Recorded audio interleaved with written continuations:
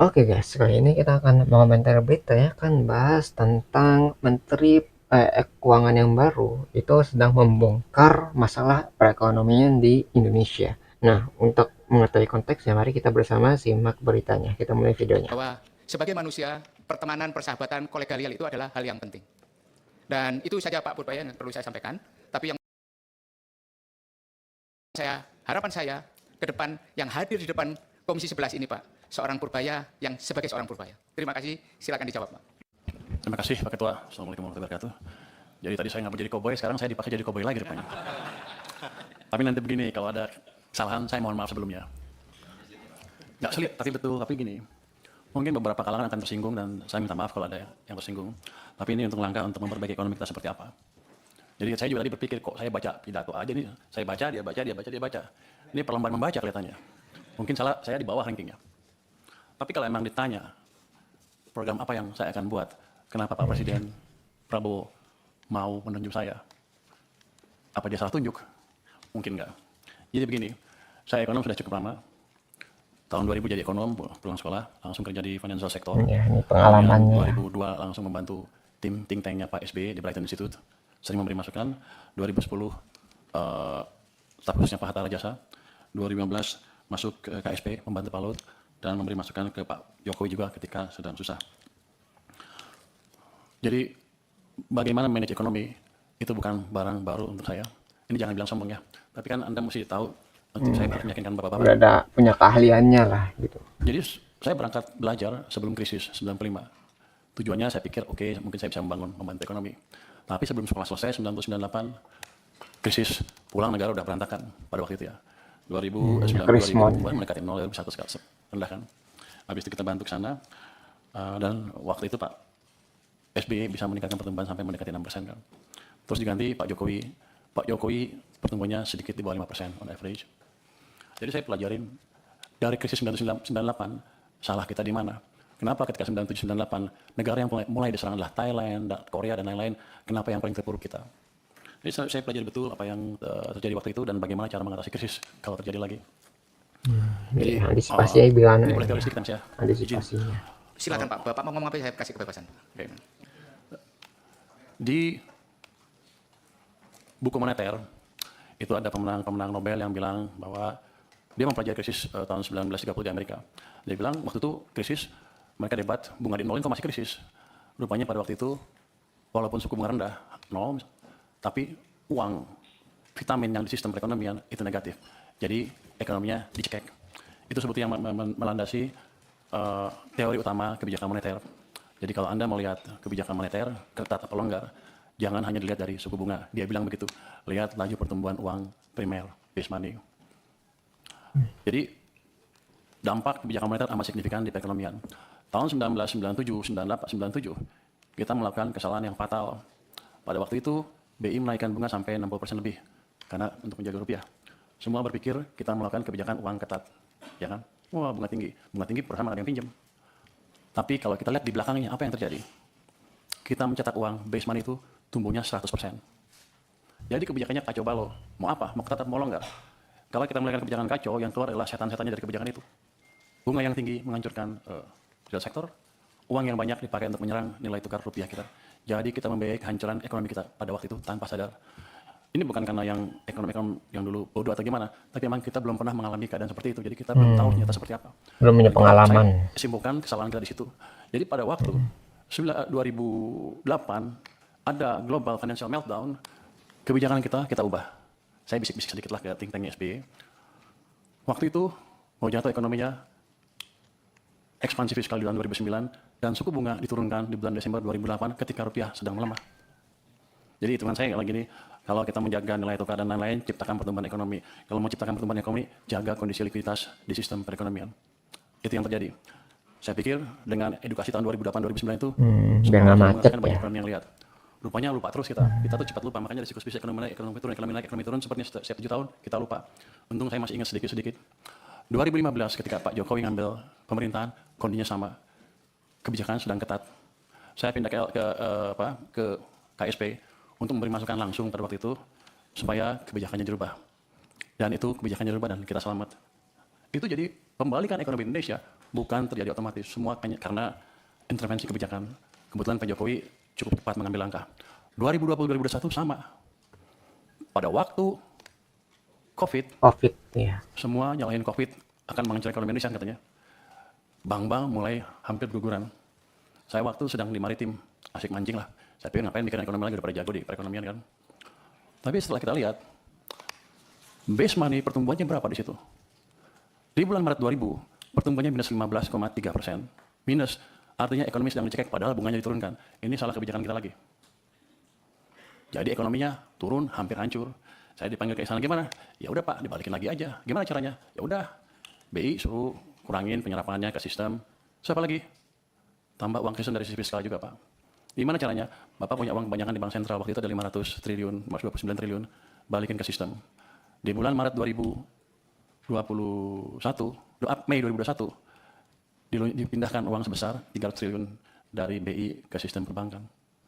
Laju pertumbuhan uang naik lagi dari minus ke double digit 11, terus dijaga oleh Bank Sentral juga di atas 20%. Itu yang menyelamatkan ekonomi kita.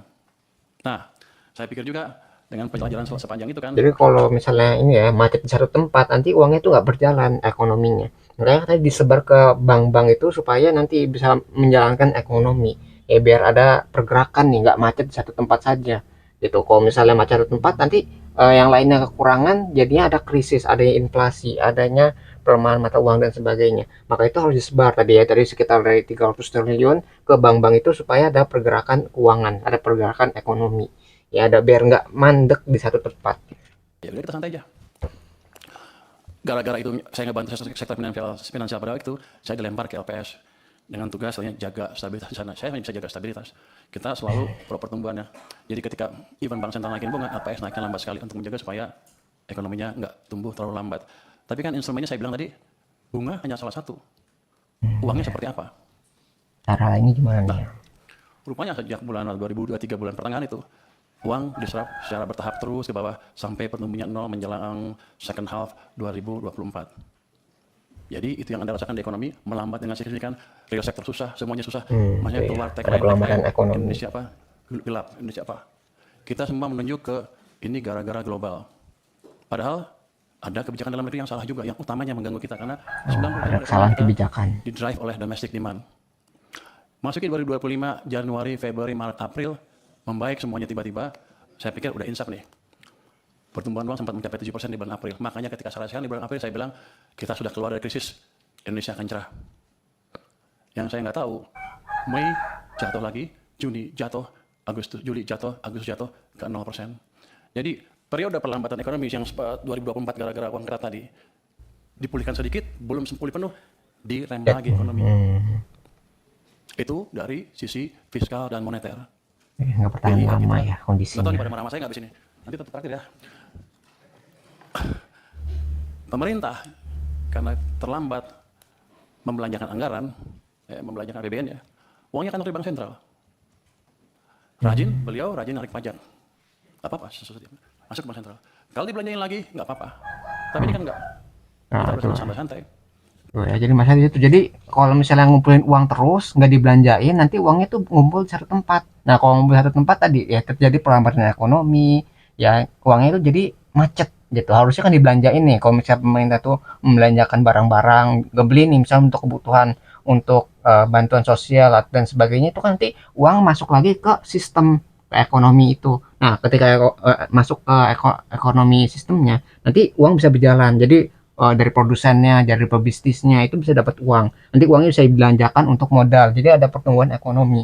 Gitu. Jadi nggak boleh ada yang terlambat. Kalau misalnya terlambat di pemerintahan, ya masalah pembelanjaannya itu bisa menyebabkan mandek atau macet di satu tempat. Nah ini yang menyebabkan ekonomi itu menjadi lambat. Gitu. Jadi ada masalah dari pemerintahnya juga untuk membelanjakan dana yang tersedia di banknya. Ya. Bank sentral kita juga sama, katanya saya nanti kan penguasa ya, katanya punya di KSR saya boleh menggait sedikit kan ya, jadi saya berani ngomong sedikit sekarang. Dulu saya nggak berani karena saya di LPS, wewenang saya nggak sampai sana. Jadi dua sisi mengetatkan kebijakan kita. Bank naruh uangnya di bank, padahal uang kita banyak. BI menyerah hampir 800 triliun, pemerintah pada satu titik sampai 500 triliun atau lebih di bank sentral. Sistem kekeringan. yang Bapak rasakan adalah yang kemarin demo itu karena tekanan berkepanjangan di ekonomi, karena kesalahan kebijakan fiskal dan moneter sendiri yang sebetulnya kita kuasain. Yang jadi pertanyaan saya kan, di sini Komisi 11 rapatnya dengan Menteri Keuangan berapa ratus hari dalam setahun. Kenapa tidak pernah mempertanyakan itu? Dan sekarang saya datang sini tiba-tiba, wow, udah semuanya pertanyaan banyak Udah sekali. kacau Yang baru. harusnya, sudah putus pada waktu itu. Tapi nggak apa-apa. Jadi ke depan, yang saya lakukan adalah memperbaiki itu. Sebelum merubah yang lain-lain, struktural lain kita bisa rubah, tapi quick win-nya di situ. Saya akan balik kondisi yang memburuk karena langkah kita sendiri.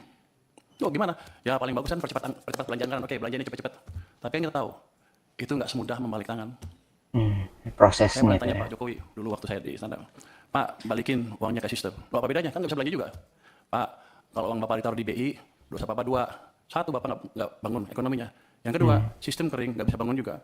Nah, Jadi kalau itu. balikin ke sistem perekonomian, ke bank, himbara misalnya, dosa Bapak tinggal satu, yaitu satu yang nggak bangun aja, tapi ekonominya bisa jalan.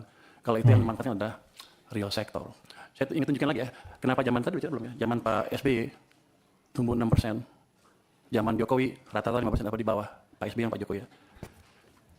Kalau Anda lihat di pertumbuhan uang M0-nya, base money, teori dasar moneter itu, di zaman Pak SBY rata-rata tumbuh 17% lebih. Akibatnya, uang di sistem cukup, kredit tumbuh berapa? 22%. Jadi pada waktu zaman Pak SBY, walaupun dia nggak bangun infrastruktur habis-habisan, private sector yang hidup, yang menjalankan ekonomi.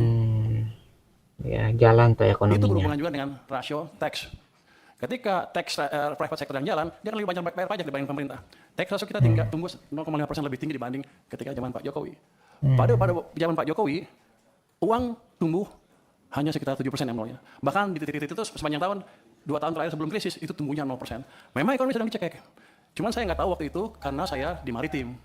Jadi kita 2020 saya diminta bantu, saya kaget. Pak, kenapa begini Pak? Bapak bangun apa mati-mati pun nggak bisa. Karena mesin ekonomi kita pincang. Hanya pemerintah yang jalan, sedangkan yang tadi 90% berhenti atau diperlambat. Zaman Pak Prabowo juga bisa sama. Ini sekarang masih baru. Kalau pemerintahnya masih lambat belanjanya dan menjaga perekonomian juga dari sisi lain, dan moneternya juga sama, maka akan lebih buruk dibanding yang 2 zaman sebelumnya. Dua mesin mati. Jadi tugas saya di sini adalah menghidupkan kedua mesin tadi, mesin moneter dan mesin fiskal. Nanti saya mohon restu dari parlemen untuk saya menjalankan tugas itu. Langkah pertama sudah kami jalankan. Saya sudah lapor ke Presiden, Pak, saya akan taruh uang ke sistem perekonomian. Berapa? Saya sekarang punya 425 triliun di BI cash, besok saya taruh 200 triliun. Sudah jalan belum? Sudah jalan belum? Sudah jalan? Lagi dijalankan. Kalau itu masuk ke sistem, dan saya nanti sudah minta ke Bank Sentral, jangan diserap uangnya. Biar aja kalau Anda menjalankan kebijakan moneter, kami dari sisi fiskal yang menjalankan sedikit. Tapi nanti mereka akan mendukung. Artinya, ekonomi akan bisa hidup lagi. Ya ini harapannya ketika tadi uangnya itu mengendap satu tempat kan jadi macet. Nah, ketika kembalikan ke sistem supaya ekonomi itu bisa berjalan lagi, bisa lancar lagi. Tapi setelah dijalankan itu juga harus tepat. Jadi pemerintah tuh harus punya belanja yang tepat juga, jangan sampai salah sasaran. Jangan hanya menuju satu tempat saja, tapi kalau bisa merata ke semua orang supaya ekonomi itu jalan di semua tempat. Gitu. Jadi semua tempat tuh bisa mendapatkan bukan sumbangan sih, pembelanjaan yang cukup. Ya jadi bisa mengembangkan bisnisnya, terus ekonomi jalan dan sebagainya. Ya jadi ini mungkin gara-gara di satu tempatnya macet sehingga menyebabkan pelambatan di berbagai sektor gitu. Jadi kalau bisa di semua tempat itu lancar supaya ada percepatan pembangunan ekonomi. Jadi tumbuh tuh ekonominya. Nggak cuma di satu tempat tapi di semua tempat, di berbagai tempat sehingga nggak ada yang merasa kesulitan gitu ya. Harapannya seperti itu. Mudah-mudahan jangan sampai disalahgunakan ya dananya yang tadi sebesar lebih dari 100 triliun itu mudah-mudahan jangan sampai disalahgunakan. Sisi private side dari kebijakan moneter, dari kebijakan fiskal. Di government side-nya sendiri, saya akan pastikan lagi tadi belanja-belanja yang lambat berjalan dengan lebih baik lagi. Ada yang dikomplain katanya Pak, MBG tadi ya, penyelam pajaknya rendah. Ya. Saya tanya sama teman-teman keuangan, gimana monitornya? Ya dia bilang bagus-bagus saja, tapi ternyata enggak, jelek. Loh, terus kita apain? Ya nggak tahu. Saya bilang begini, ya udah, nanti sebulan sekali kita akan jumpa pers dengan kepala MBG. Nanti kalau penyerapannya jelek, dia suruh jelasin ke publik, saya di sebelahnya. Tuh kan harus ada tanggung jawabnya. Kalau misalnya pembelanjaan nih, MBG kan tadi kan besar itu masalah pembelanjaan makanan, bahan pokok dan sebagainya itu harusnya bisa mempercepat ekonomi. Karena ini pemerintah belanja nih bahan makanan, itu kan berarti menguntungkan petani, menguntungkan penjual, harusnya bisa ada percepatan ekonomi di sana. Jadi ekonominya petaninya itu senang ya karena barang itu cepat habis dimanfaatkan dengan baik oleh pemerintah dan dikonsumsi oleh publik juga, publik bisa merasakan manfaatnya itu. Jadi dari petaninya dapat, terus yang jual sayur itu bisa mendapatkan keuntungan, dan para apa ya siswa ya para pelajar itu juga bisa mendapatkan manfaatnya nutrisi dari makanan tersebut. Jadi jalan tuh ekonominya dari produsennya, terus nanti mungkin distributornya kan masalah nganter-nganterin itu sampai ke konsumennya. Jadi kalau misalnya pemerintah itu benar ya masalah tadi kebijakan MBG, harusnya ada percepatan atau pertumbuhan ekonomi yang baik gitu. Tapi kalau misalnya ada masalah nih tiba-tiba ekonomi kok nggak jalan setelah ada MBG ini, nah itu yang tanggung jawab adalah orang yang memegang masalah itu. Kalau misalnya nggak bisa ngejelasin, berarti jangan-jangan ada penyalahgunaan dana juga gitu ya, atau mungkin penyerapan atau penyebaran itu tidak merata ya, jadi harus Ini dijelasin yang nanti. Bang akan saya sisir. Saya kan baru baru hari ketiga dan rapat. Ya Baru harus rapat di tanggung sini, jadi belum jawabnya lihat ada. detail seperti apa. Tapi kami akan sisir. Bagian-bagian lambat kami percepat. Caranya gimana? Ya, kalau mereka nggak bisa nyusun anggaran atau menyusun program kerjanya atau pengajuan anggarannya, Proker. kami akan kirim orang ke sana supaya jalannya cepat dan kita akan monitor on regular basis. Nah ini ya Supaya monitor anggaran bagus. yang banyak tadi, yang kalau lihat anggaran kan sama aja kan dari tahun ke tahun, gitu-gitu aja tuh nggak ada dampaknya, 5-5 aja, karena penyerapannya nggak dimonitor. Dulu pernah ada UKP 4 memonitor itu pun nggak jalan sempurna, karena UKP 4 terlalu jauh. Saya nggak tahu, harusnya tugas orang sekali, tapi saya nggak tahu. Kalau saya boleh kerjakan, saya akan kerjakan itu supaya memastikan betul-betul penyerapan anggaran bisa jalan, dan tadi uang yang dari utang kita yang sudah kita keluarkan, itu betul-betul bermanfaat buat ekonomi. Dari situ kalau, kenapa saya tadi bisa 6%? Si Purbaya so tahu, katanya bisa 6%, orang lain bilang so tahu loh, katanya. Di luar bilang gitu, so pinter. Saya bilang kamu sombong katanya. Tapi ini udah berdasarkan pengalaman selama ini. Kalau saya balikan, saya lihat aja, zamannya Pak SBY 6% private, zaman Jokowi pemerintah 5. Kalau kita gabungkan gimana? Pasti di atas itu. Itu adalah langkah simpel saja yang mungkin nggak terlalu panjang untuk bisa kita lihat dampaknya. Mungkin nggak secepat 6,5, 6,7 saya bilang. Tapi gerakan ke arah sana sudah terbuka lebar kalau kita biarkan private sector bekerja. Jadi gini, saya termasuk yang percaya bahwa agen-agen ekonomi itu mempunyai otak sendiri. Daripada pemerintah nggak mungkin mengontrol semua agen ekonomi untuk berjalan. Tapi saya ciptakan kondisi di mana mereka berpikir dan berjalan dan bisa tumbuh, bisa berbisnis dengan situasi yang ada. Itu yang ingin kita ciptakan. Nanti setelah itu ada baru tadi program-program investasi. Ini kan nggak lama lah saya beresin. Nanti setelah itu tadi yang di bottlenecking akan kita kerjakan Pak Hekal untuk investasi. Saya dulu pernah jadi investasi. nanti saya bentuk tim aja di Kemenq. Saya dulu pernah menjadi wakil ketua tim di bottlenecking di zaman pemerintah sebelumnya. Ketuanya pada waktu Pak Yasona Lawli dengan beberapa Kemenko. Itu kita sidang setiap minggu, Senin 7 kasus kita putuskan. Saya mecahin 300 kasus dilaporkan kami, kita pecahkan 193 kasus investasi berhubungan dengan investasi sebesar 890 triliun. Jadi saya pikir saya udah ngerti, kira-kira ngerti deh, kira-kira bisa memperkirakan deh di mana bottlenecking, di mana hambatan yang kita hadapi dan gimana cara memecahkannya. Itu mungkin bukan tugas Kementerian Keuangan, tapi kalau boleh saya bentuk tim aja di Kementerian Keuangan. Kalau yang lain tidak mau, tapi mungkin saya usulkan ke yang kementerian yang lain, Kemenko yang lain untuk membuat itu lagi. Jadi Pak Purbaya, kalau masih ada pertanyaan tadi, karena kita masih ada rapat lagi. Tadi itu sebenarnya kita rapat pengantar, Pak. Jadi itu pengantar. Jadi menurut saya yang lainnya nanti dijawab tertulis. Kita akhiri rapat siang hari ini.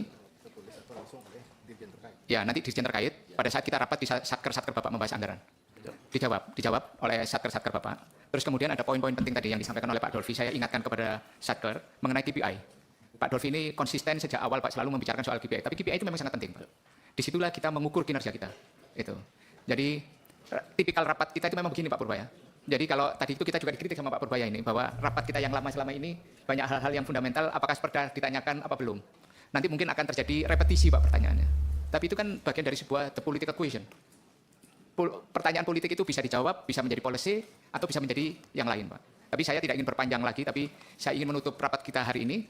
Kemudian kita rapat lagi besok Pak untuk penutup ini karena kita membahas RKL. Nah, langsung ditutup. Kita tutup. Nanti pertanyaan-pertanyaan yang lain itu dijawab oleh Satker di unit eselon 1. Ketua, Siap. izin 3 menit saja. Ya. Saya begini, karena Pak Purbaya tadi menyampaikan ini di depan publik. Sehingga saya sebagai wakil rakyat juga harus menjawab ini di depan publik. Kalau tidak kan DPR akan mendapatkan sorotan selama ini tidak mengingatkan pemerintah. Jadi terkait, saya Marwan Ciasan Pak, fraksi Partai Demokrat, A546, Dapil Lampung 2. Terkait persoalan banyak dana mengendap di BI. Itu sudah seringkali kita sampaikan kepada pemerintah maupun Bank Indonesia. Terkait keterlambatan penyerapan anggaran, termasuk besarnya pinjaman yang sudah kita pinjam, yang akhirnya menjadi silva dan SAP, itu juga sudah sering kita sampaikan. Ini pertanggungjawaban politik saya terhadap masyarakat. Dan rekaman-rekaman rapatnya saya rasa ada Pak. Jadi saya pikir, untuk Pak Purbaya, just do it. Siap. Itu saja. Terima kasih. Wassalamualaikum warahmatullahi wabarakatuh. Didukung ya berarti ya Sangat ini ya ini Pak, berbahagia. Saya tadi itu ngomongin Pak Purwaya, usulannya. teriak, Pak, hidup Pak SBY gitu Pak. Karena beberapa kali Bapak itu mention pencapaian achievement-nya Pak SBY ya. Tapi memang harus kita akui bahwa it is remarkable gitu loh. Sesuai baju ketua hari ini biru warnanya. It is remarkable Pak. Itu. Ya.